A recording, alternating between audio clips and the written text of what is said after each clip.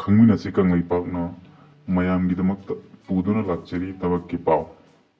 ꯊꯕꯛ ꯑꯁꯤ ꯅꯨꯄꯤ ꯅꯨꯄꯥ ꯑꯅꯤꯃꯛꯅ ꯑꯦꯄ꯭ꯂꯥꯏ ꯇꯧꯕ ꯌꯥꯕ ꯁꯦꯟꯇ꯭ꯔꯦꯜ ꯒꯣꯚꯔꯟꯃꯦꯟꯠꯀꯤ ꯖꯣꯕꯅꯤ꯫ ꯖꯣꯕ ꯑꯁꯤꯒꯤ ꯑꯀꯨꯞꯄ ꯃꯔꯣꯜ ꯍꯥꯏꯕꯗꯤ ꯀꯔꯝꯅ ꯑꯦꯄ꯭ꯂꯥꯏ ꯇꯧꯒꯅꯤ, एजुकेशन क्वालिफिकेशन करीनो, एज लिमिट क्या होगनी, एग्जाम पैटर्न कमायन होगनी, एग्जाम सेंटर कदाइदा होगनी हाइबना चिंग मैम असी मुन्ना खंगनबगीदमक्ता वीडियो असी लोई फाव येंबियो मैम अदुदि मैम खंगमिनारसिको। थबक अदु अतै करिसु नत्ते असम राइफल की हांगदुन लेबा पोस्ट खर खक्की मतांगदनी। अहानबदा करी पोस्ट नो अदुगा वैकेंसी न कयानो हाइबदु हाना खंगमिनारसि। अदु अइना हुजिक हाइगदौरिबा पोस्टिंग असी अखोय मणिपुर खक्तगी ओइबा पोस्टने मसी स्टेट वाइज वैकेंसी ने। अदु अइना हुजिक हाइगदौरिबसे मणिपुर खक्तंगी ओइबा वैकेंसी ने मैमदा अइना थमजगदौरिबसे अहानबा पोस्ट असी हवलदार क्लर्क। हवलदार क्लर्क ता अखोयगी एसटी दा अहुमने हांगिबसे ओबीसी दा अनीनी अदुगा ईडब्ल्यूएस दा अमा जनरल दा मरी टोटल तरा पोस्ट तरा ने हांगिबसे। मथंग असिना havildar radio operator and line vacancy असिना एससी की अमा एसटी की तरा तरे ओबीसी की तरुक अदुगा ईडब्ल्यूएस की मंगा जनरल की ना तरमापन्नी अदुगा अपुनमना 40 ने सिना ख्वाइदगी हेने यामे वैकेंसी जे मसिंग से। अदुगा मथंग असिना वारंट ऑफिसर रेडियो मैकेनिक्स मसिदना वैकेंसी सी टोटल मंगा ने एससी की अमा एसटी की अमा ओबीसी दा अमा अदुगा जनरल की अनी टोटल 5। अदुगा मथंग असिना राइफलमैन आर्मोरर मसिदा हांगे वैकेंसी असिना एसटी की अमा ईडब्ल्यूएस की अमा अदुगा जनरल की अमा टोटल 3। अदुगा मथंग असिना naib subedar bridge and road हाइको सिदा पोस्ट अम खतंग हांगी से एसटी खतंगी ने। अदुगा मथंग असिना राइफलमैन लैब असिस्टेंट को लैबोरेटरी असिस्टेंट सिसु पोस्ट अम खतनी अदुगा सिमस जनरल खतंगी ने हांगबा। अदुगा मथंग असिना राइफलमैन नर्सिंग असिस्टेंट हाइको सिदना टोटल पोस्ट तरुने हांगी से एसटी की अनी ओबीसी की अमा अदुगा ईडब्ल्यूएस की अमा अदुगा जनरल दना अनी ने हांगी से।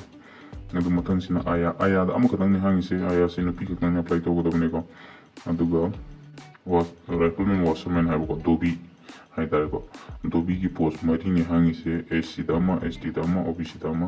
अदुगा जनरल दा अमा पुन्ना टोटल 79 सीट ने हांगी से कोई। हौजिक अमुक खंगमिनारसि ट्रेड वाइज की क्वालिफिकेशन को अदुगा मागी एज लिमिट से कया ओइगदगे हाबदो अदु अमुक खंगमिनारसि अखोय मैम जी अहानबगी ट्रेड सी ब्रिसन रोड हाइको। अदु ब्रिसन रोड सी नुपी अमसुंग नुपा अनिमंग अदुम अप्लाई तौबि याय। अदुगा थबक सी खल्लबा मतुंगदा मागी इनिशियल रैंक से को डायरेक्ट जीशो दगी जूनियर कमीशन ऑफिसर दगी ने होदुइसे नायब सुबेदार स्टार मकादुइने को एएसआई की रैंक का समानदुइने। अदु मागी एजुकेशन क्वालिफिकेशन जा 10 पास तौबको अदुगा अखोगी सिविल इंजीनियरिंग दा डिप्लोमा डिग्री पाइगदौबा डिग्री से कैनोदगी ब्रिसन रोड दा सिविल इंजीनियरिंग तौगदबने को। अदुगा मागी एज लिमिट सिना चही 19 कुलुमदोय फावगी मनुंगदा लेगदौबा। मथंगी ट्रेड सिना अखोगी क्लर्क ने होल्डर क्लर्क हाइबदने सिसु नुपी नुपा अनिमुक लोइमुक अप्लाई तौबा याय। अदुगा मोगी अहानबा इनिशियल रैंक से हवलदार ओइदुइने को सिलेक्शन तौर मतुंगदा हेक हौबगा हवलदार डायरेक्ट हवलदार ने अदु हवलदार से तुम बी हो मुख मणिपुर की हवलदार का तुम चमन। अदुगा मोगी एजुकेशन क्वालिफिकेशन जे 12 पास तौगदबने अदुगा मोगी तोंगाना टेस्ट अमा लौगनी हवलदार क्लर्क की दिको टाइपिंग टेस्ट अमा लौगनी। टाइपिंग टेस्ट से हिंदी नत्रगा इंग्लिश ता तुम पीबे याय। अदु इंग्लिश तो ओरगना मिनिट अमदा वर्ड 35 टाइप तौगदबको अदुगा हिंदी ओरगना 30 वर्ड्स पर मिनट ओइगदबो। अदु अपुन मतम से 10 मिनट्स की मनुंग टाइप तौगदबने को।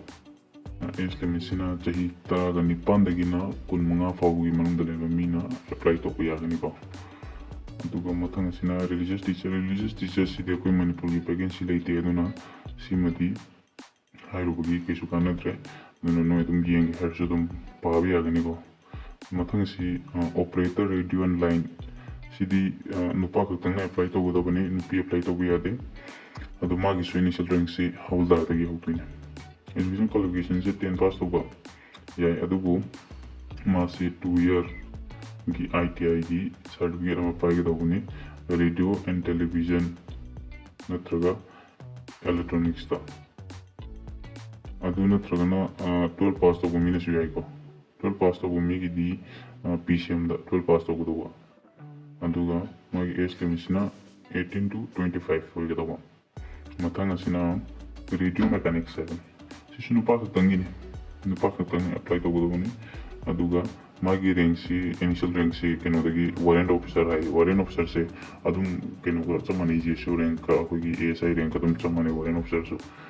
star magadum chamani equivalent ne adugu magi education qualification se kaino hamatamda 10 pass to guna apply to pi ba adu 10 pass to matungda diploma degree ma di pai pi kari da diploma pai ga dum hamatamda radio and television engineering ki natraga domestic appliance adagi telecommunication computer electrical and mechanics high sing manungda diploma degree ma pai ga dum adu wadi dum apply to bi yare adu natraga na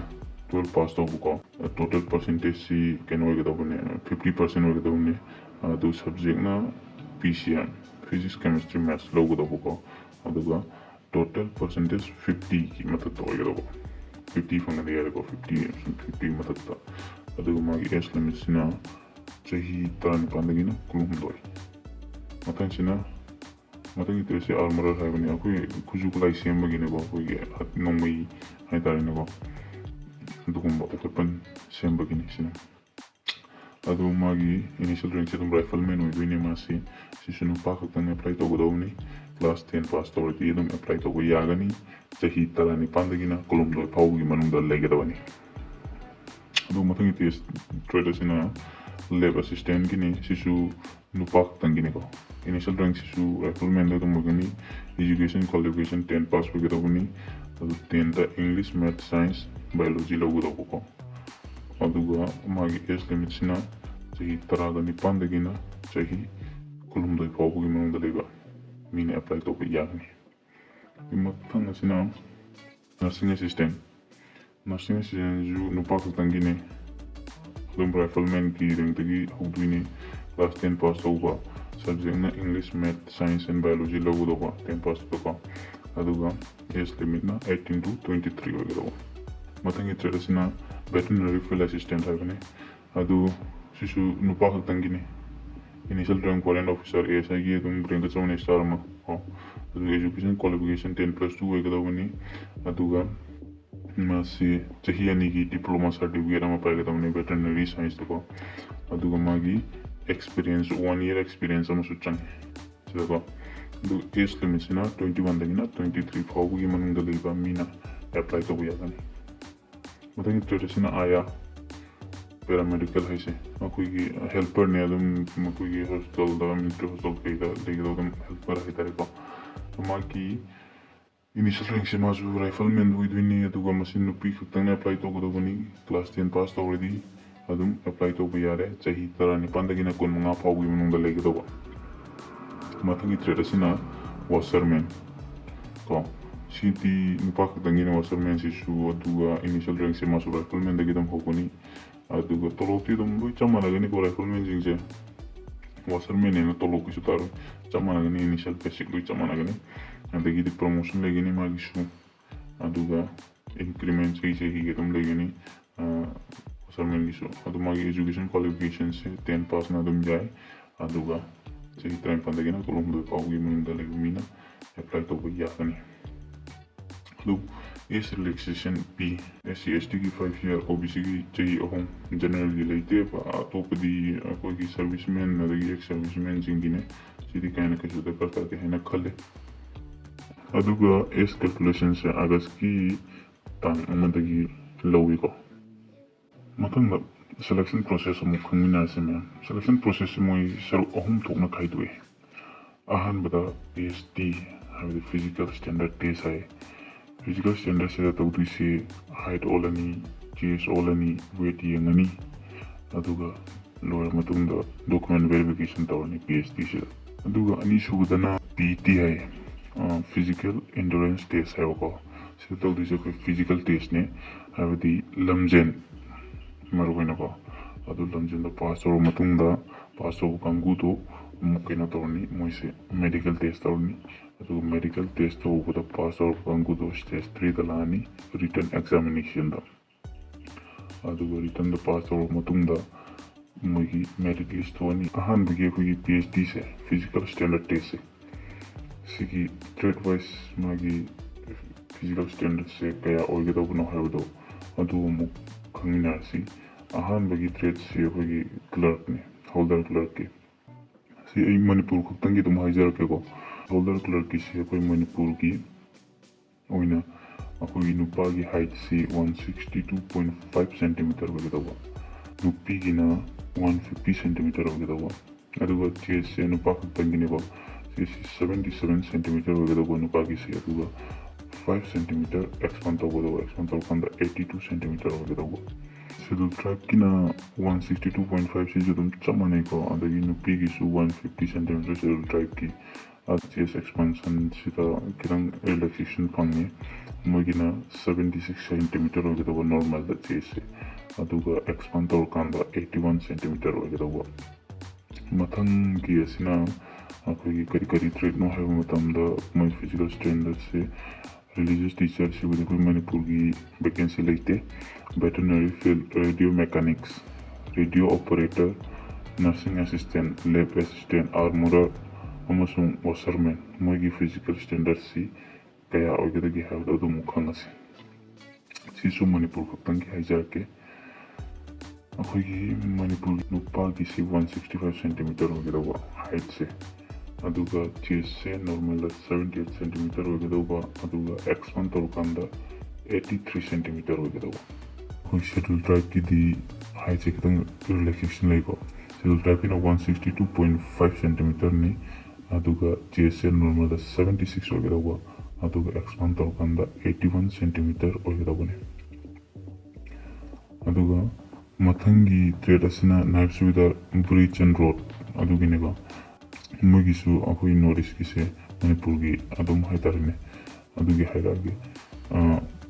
nupagi 165 ogedaba height se aduga nupi gi na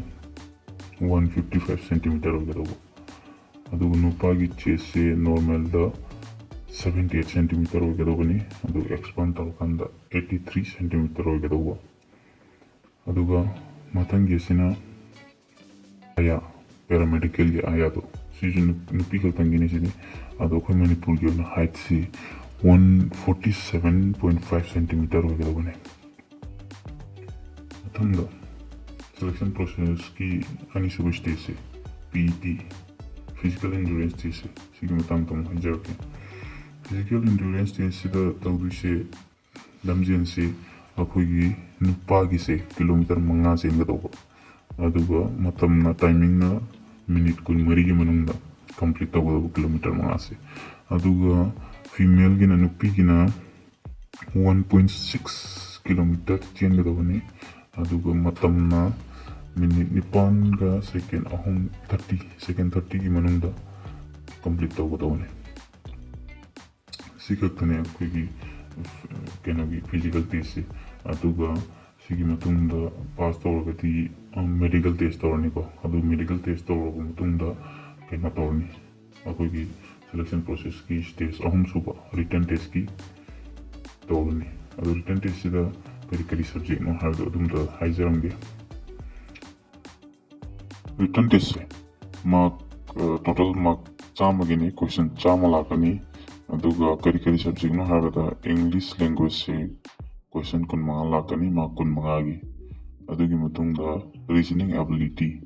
sida su question kun mga ni aduga mark kun mga gi adagi matangdana quantitative aptitude have se sida su question kun mga mark kun mga adugi matangda general awareness sida su question kun mga mark kun mga punna mark chama question chama ani gi manungda tawbatabani object exam center se kai ke tab no have to mukhanginar se exam center si akoi Manipur da di tadre adu exam center choice khanbagi kena su leitre ko khong sa su leitre muina pdc Assam Nagaland gatani ayamba. Ahanbasina Dipu ko Dipu Assam tani Karbi Anglong Assam ni adagidi Sukhobi Nagaland ni Dimapur Nagaland ni adi Silchar Masimpur Assam Anglong Assam si mafam sing sida exam center wagani physical test ka kai sida loimak tabuni poll letter da enka ta loimak mafam loinak irakani mafam da report to gutare ko aduga aroi bata akoigi form submission kwai maroi ko form submission se date kya degi hawi aduga date kya the last date no habdo adu muga hajar mage